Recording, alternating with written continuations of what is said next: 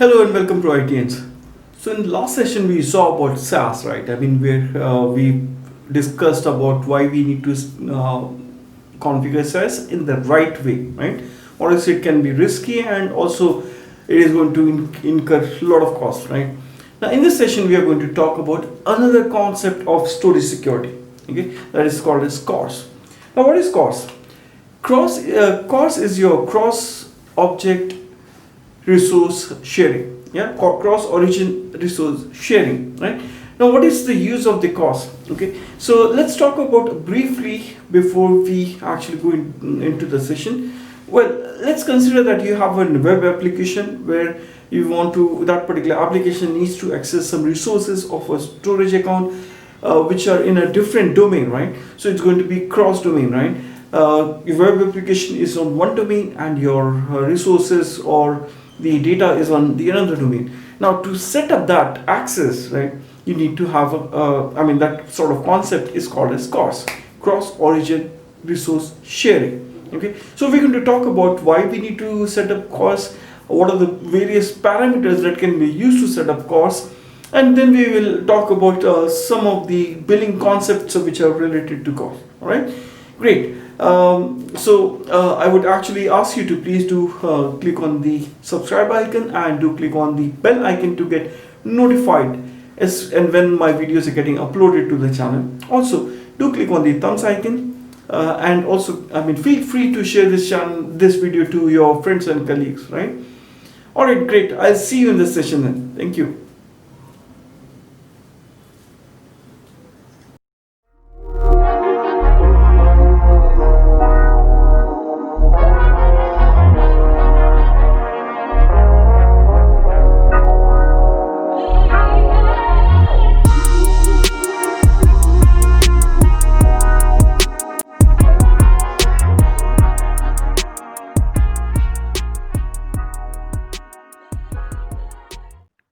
Alright, so in this session we are going to cover another key concept about storage sharing. Yeah.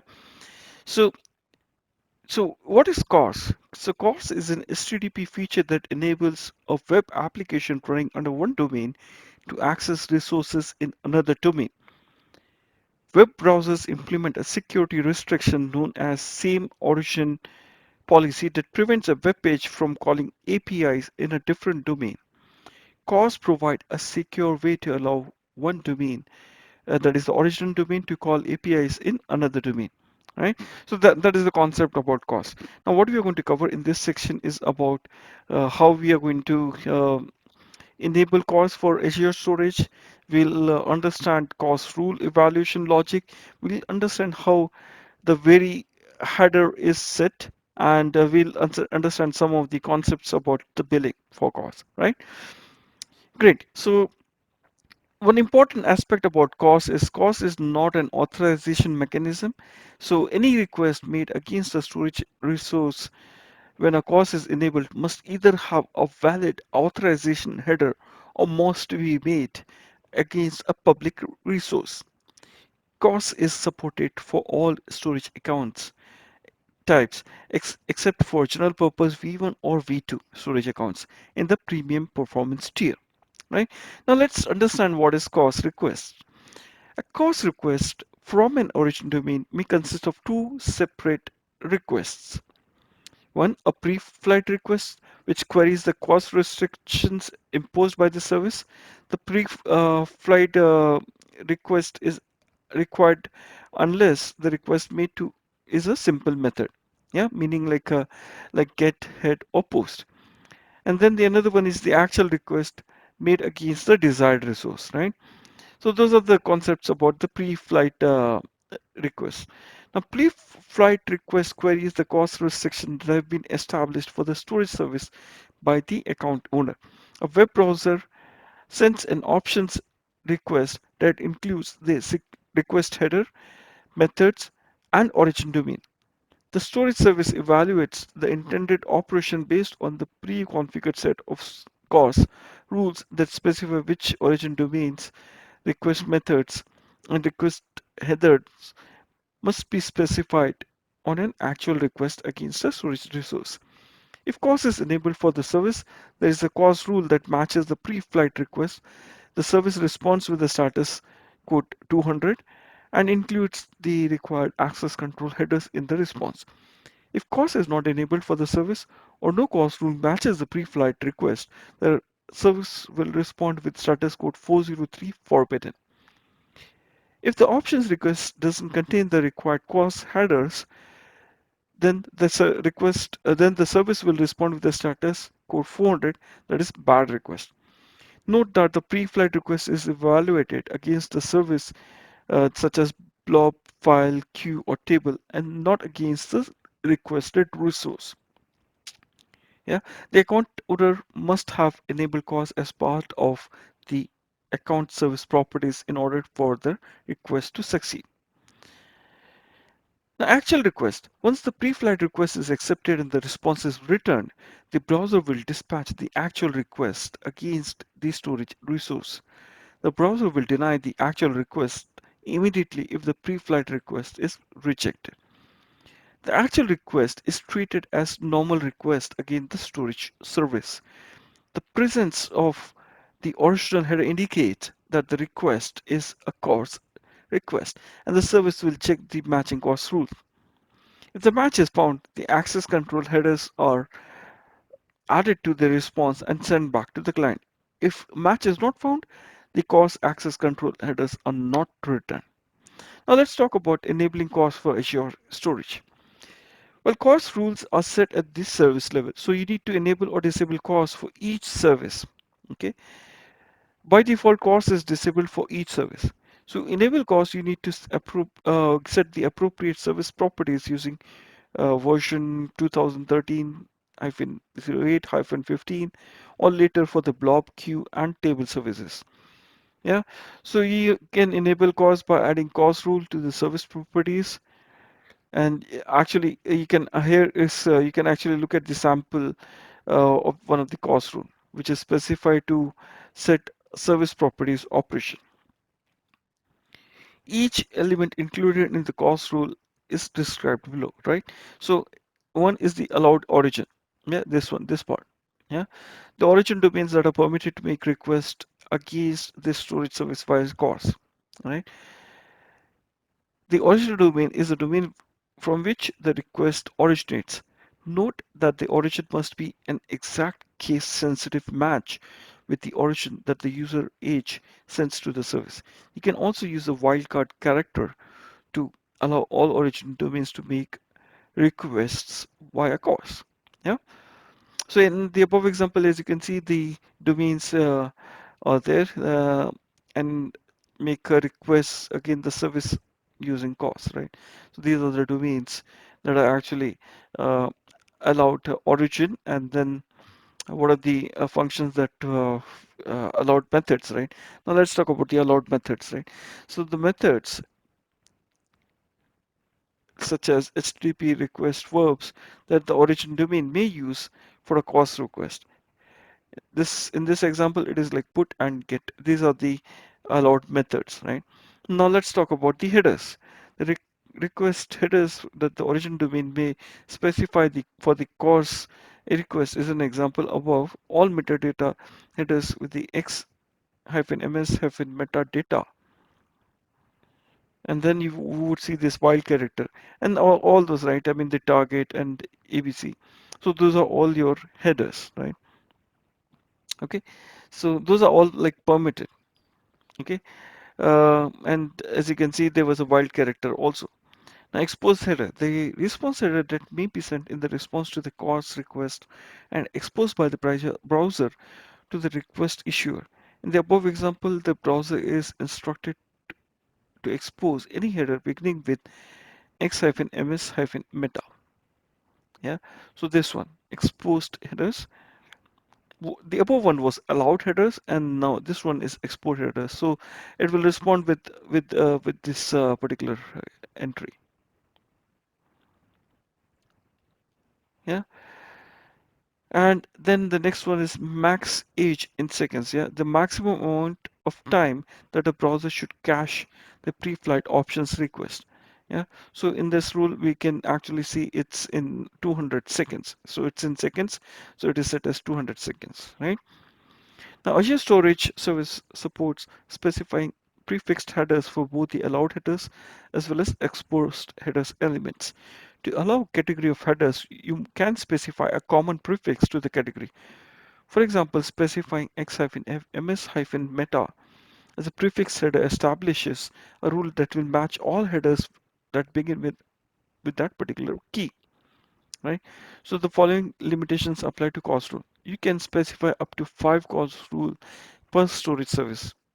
Okay, the maximum size of CORS rule settings to a request, excluding XML tags, should not exceed 2 kilobytes. The length of an allowed header, exposed header, or allowed origin should not exceed 256 characters. Now, allowed headers and exposed headers may be either literal headers or a prefix headers. Now, with what is literal header? Literal headers where the exact header name is provided, such as x-ms-meta-processed. A maximum of 64 literal headers may be specified for the request, whereas a prefix headers where a prefix of the header is provided, such as x-ms-meta-data star, and you specify a prefix in this manner which allows or exposes any header that begins with a given prefix. So when you're putting a wildcard, that will actually solve this purpose. Yeah. The methods specified in the allowed methods element must conform to the methods supported by Azure Storage Service APIs. Supported methods are delete, get, hit, merge, post, options, and put. Now let's take a moment to understand what are the CORS rule evaluations logic. Okay, so when a storage service receives a pre-flight or actual request, it evaluates that request based on the CORS rules you have established for the service via the appropriate set service properties options. CORS rules are evaluated in the order in which they are set in the request body of the set service properties option. So CORS rules are evaluated as follows, right?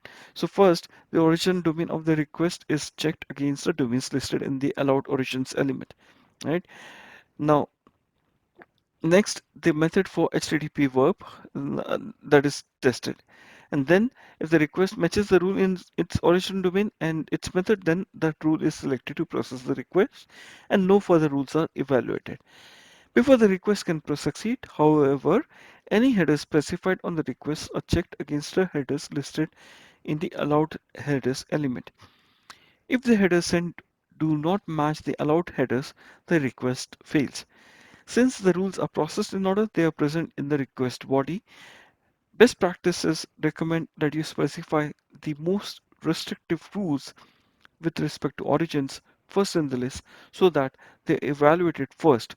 Specify rules that are less restrictive at the latest stage, at the end of the list, right? Yeah, so you can actually have a look of the another CORS rules evaluation, like this is how it is actually evaluated.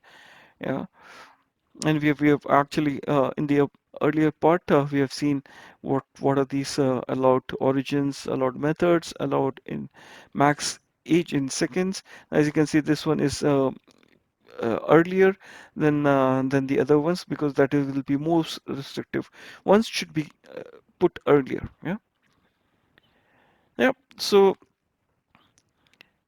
let's consider this one. The first match request matches the first rule, that is to put. Yeah, and then the once that is, then the second rule actually is to get, and then the third rule matches the second rule in its origin and method, so no further rules are evaluated. Yeah, so it's since it is already there in this part, so no further rules are evaluated, right? So third rule um, will not actually proceed and it will show as failure, right? Now let's understand how the vary headers is set. The vary headers is a standard HTTP 1.1 header consisting of a set of request header fields that advise the browser or user agent about the criteria that was selected by the server to process the request. The vary header is mainly used for caching up proxies, browsers, and CDNs which use it to determine how the response should be cached. So when a browser or another user agent caches the response from a CORS request, the origin domain is cached as the allowed origin.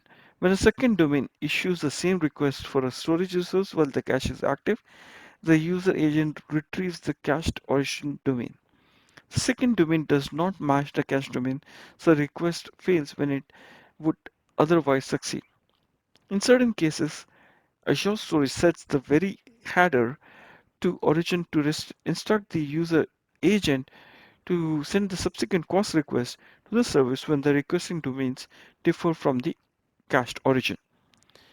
Now, Azure Storage sets the very header to origin for actual get head requests in the following cases. That is, when the request origin exactly matches the original the allowed origin defined by the CORS rule. To be an exact match, the CORS rule may not include a wild character. There is no rule matching the request origin, but CORS is enabled for the storage service. So those are the uh, those are the sets the very header of to origin for actual get head request. Yeah. Okay, so here are some of the examples, and this is the table that indicates how the storage will respond to get head requests based on the previous mentioned cases. Yeah. Now let's talk about the billing for CORS request. Successful pre-flight requests are billed if you have enabled CORS for any of the storage service for your account by calling the various properties, right? To minimize charges, consider setting the max agent in seconds element in your CORS rule to a large value so that the user agent caches the request. Unsuccessful pre-flight request will not be built. So that is something you can consider about it, right? Great. So that's all I would wanted to cover in this session for about the CORS. And remember, guys, this is one of the important part of your storage security. So again, I mean, before we move on to the wider topic of storage security, these are some of the things that we should cover. We should have complete understanding of before we move to the storage security, right? Great. That's all, guys, for this session.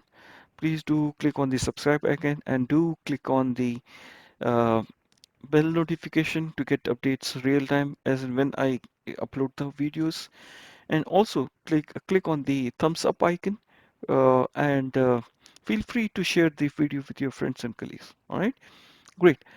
Thanks for watching, and until next time, keep watching and keep learning. Thank you.